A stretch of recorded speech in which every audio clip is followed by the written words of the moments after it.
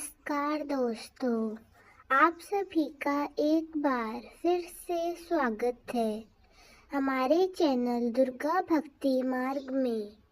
आज मैं आप सभी को सुनाऊंगी माँ कात्यायनी की व्रत कथा। जय माता दी। आप सभी को नवरात्रि की हार्दिक शुभकामनाएं। आज चैत्र माह के शुक्ल पक्ष की षष्ठी तिथि है। आज का दिन धन वैभव देने वाली वज्रमंडल की अधिष्ठात्री माता कात्यायनी को समर्पित है। आज के दिन भक्ति भाव से माँ कात्यायनी की व्रत कथा का श्रवण करने से श्रवणकर्ता को धन व प्रतिष्ठा की प्राप्ति होती है। तो आज मैं आपको सुनाने जा रही हूँ चैत्र नवरात्रि में सुनी जाने वाली माता कात्यायनी की बड़ी ही दुर्लभ तथा पौराणिक कथा। जब पृथ्वी पर असुरों का उत्पात बढ़ गया था, तब ऋषि मुनियों समस्त प्राणियों को दुष्ट असुरों के अत्याचार से मुक्ति दिलाने के लिए माँ आदि शक्ति कात्यायनी स्वरूप में प्रकट हुई। कत नाम एक प्रसिद्ध महर्षि थे। उनके पुत्र का नाम कात्याय ऋषि था। इन्हें कात्य ऋषि के गोत्र में अति प्रसिद्ध महर्षि कात्यायन का जन्म हुआ। महर्षि कात्यायन माता जगदम्बा के परम भक्त थे। महर्षि कात्यायन की प्रबल इच्छा थी कि माँ भगवती उनके घर पुत्री के रूप में जन्म ले। माँ जगदम्बा की उपासना करते हुए उन्होंने बहुत वर्षों तक कठिन तपस्या की। माँ भगवती को उनकी तपस्या से प्रसन्न होकर महर्षि कात्यायन के घर में जन्म लेना स्वीकार कर लिया। चैत्र कृष्ण चतुर्थी को यह महर्षि कात्यायन की पुत्री के रूप में माँ जगदम्बा का जन्म हुआ। जन्म के उपरांत कात्यायन ऋषि ने माता आदि शक्ति की विधिवत पूजा का आयोजन किया। शुक्ल पक्ष की सप्तमी, अष्टमी तथा नवमी तक 3 दिन इन्होंने कात्यायन ऋषि की पूजा ग्रहण करके दशमी को महिषासुर का वध कर दिया। महिषासुर का वध करके समस्त देव, मानव और तीनों लोकों में महिषासुर का आतंक खत्म हो गया। उसके पश्चात देव, मानव और सभी और माँ की जय जयकार करने लगे। कात्यायन ऋषि की पुत्री होने के कारण यह जगदम्बा माता कात्यायनी के नाम से विख्यात हुई। इनसे जुड़ी एक दूसरी पौराणिक कथा भी है। इस कथा के अनुसार महर्षि कात्यायन ने सर्वप्रथम माँ कात्यायनी की पूजा की। इसी कारण ये कात्यायनी कहलाई। माँ कात्यायनी अपने भक्तों को निश्चित फल प्रदान करती है। भगवान कृष्ण को पति रूप में पाने के लिए ब्रज की गोपियाँ इन्हीं की पूजा कालिंदी यमुना के तट पर किया करती थी। यह ब्रजमंडल की अधिष्ठात्री देवी के रूप में प्रतिष्ठित है। भगवान श्री कृष्ण ने भी माता कात्यायनी की पूजा की। इनका स्वरूप अत्यंत ही भव्य और दिव्य है। इनका वर्ण सोने के समान चमकीला और उज्जवल है। इनकी 4 भुजाएं हैं। माता का दाहिनी तरफ का ऊपर हाथ अभय मुद्रा में है तथा नीचे वाला वर यानी आशीर्वाद मुद्रा में है। बाई तरफ के ऊपर वाले हाथ में तलवार और नीचे वाले हाथ में कमल पुष्प सुशोभित है। इनका वाहन सिंह है। इनकी भक्ति को परिपूर्ण आत्मदान करने वाले ऐसे भक्त को सहज भाव से माँ कात्यायनी के दर्शन प्राप्त हो जाते हैं। माँ कात्यायनी की भक्ति और उपासना द्वारा मनुष्य को बड़ी सरलता से अर्थ, धर्म, काम, मोक्ष चारों फलों की प्राप्ति होती है। वह इस लोक में स्थिर रहकर भी अलौकिक तेज और प्रभाव युक्त हो जाता है। उसके रोग, शोक, संताप, भय आदि सर्वथा विनष्ट हो जाते हैं। जो भी माँ कात्यायनी की उपासना करता है उसकी इच्छाएं जल्द से जल्द पूर्ण होती हैं। माँ कात्यायनी अपने भक्तों की इच्छा को बहुत जल्दी पूर्ण कर देती है और अपने भक्तों की रक्षा करती है। माँ कात्यायनी का रूप बड़ा ही अलौकिक है। माँ कात्यायनी सदैव दुष्टों का नाश कर अपने भक्तों की रक्षा करती है। आइए अब सुनते हैं कन्याकुमारी माता की कथा।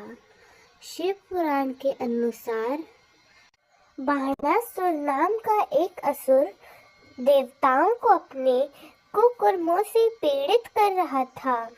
सभी देवता इस असुर से मुक्ति पाना चाहते थे, लेकिन कोई भी इसे नहीं मार पा रहा था, क्योंकि इस असुर को भगवान शिव की ओर से वरदान प्राप्त था कि उसकी मृत्यु केवल कुमारी कन्या के हाथों से होगी।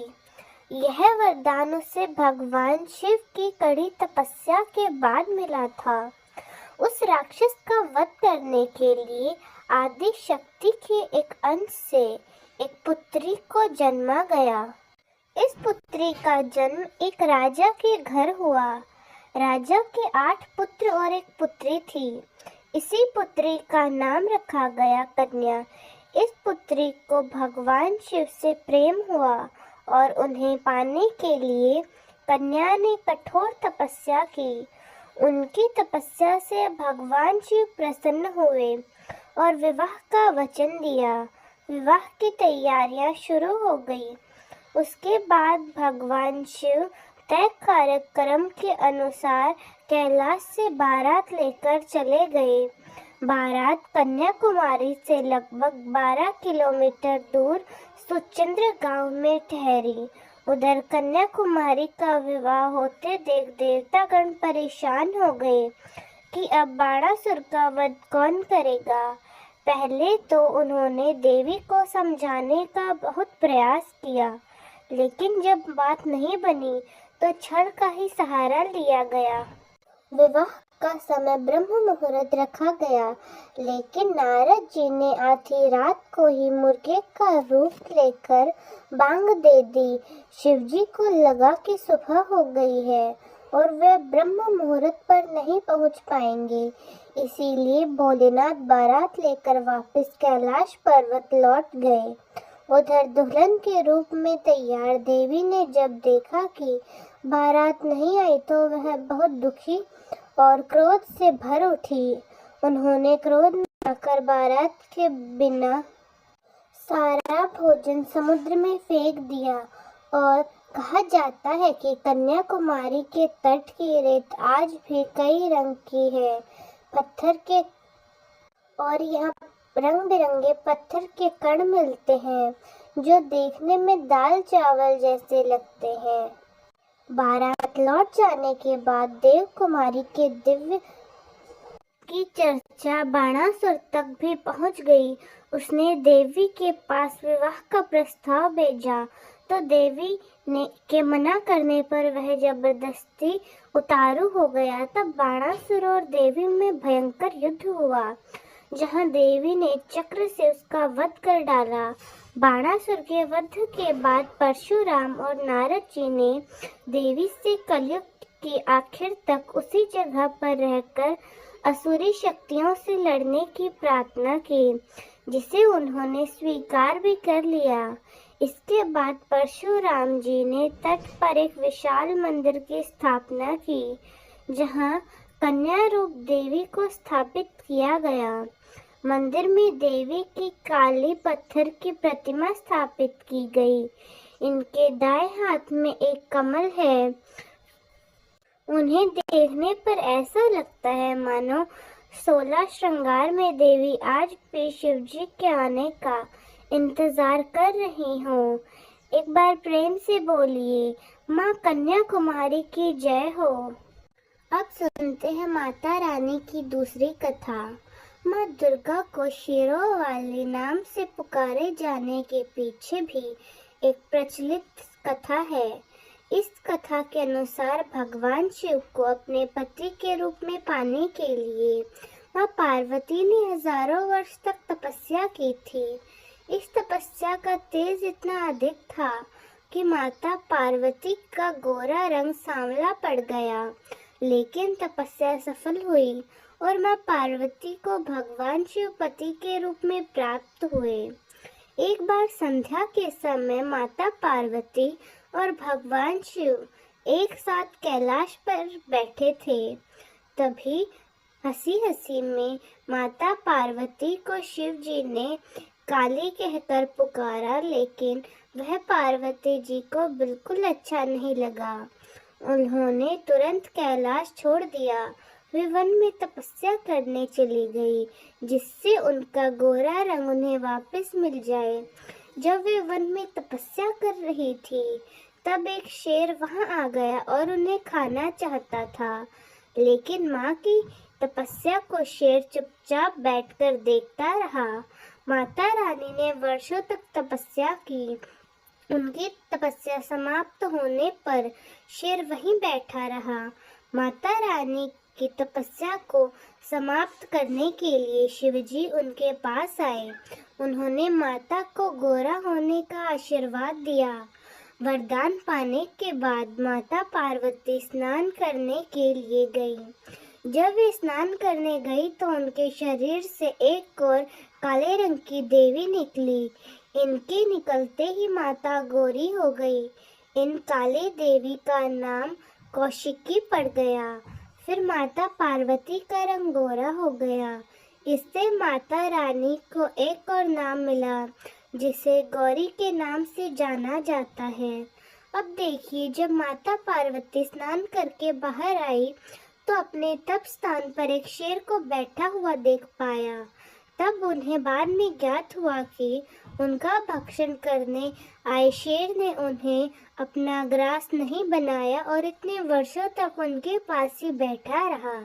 इस तरह वह भी उनके तप में सम्मिलित रहा और प्रसन्न होकर वर्षों तक तप में साथ देने वाले शेर को उन्होंने अपना वाहन बना लिया। तब से ही माता दुर्गा का वाहन शेर है और उन्हें शेरों वाली कहा जाता है। तो एक बार फिर से प्रेम से बोलिए, माँ दुर्गा की जय, माँ आदि शक्ति की जय, माँ शेरों वाली की जय और भगवान शिव की जय। तो दोस्तों, कैसी लगी आपको हमारी आज की कथा? कमेंट्स में ज़रूर बताएं। धन्यवाद।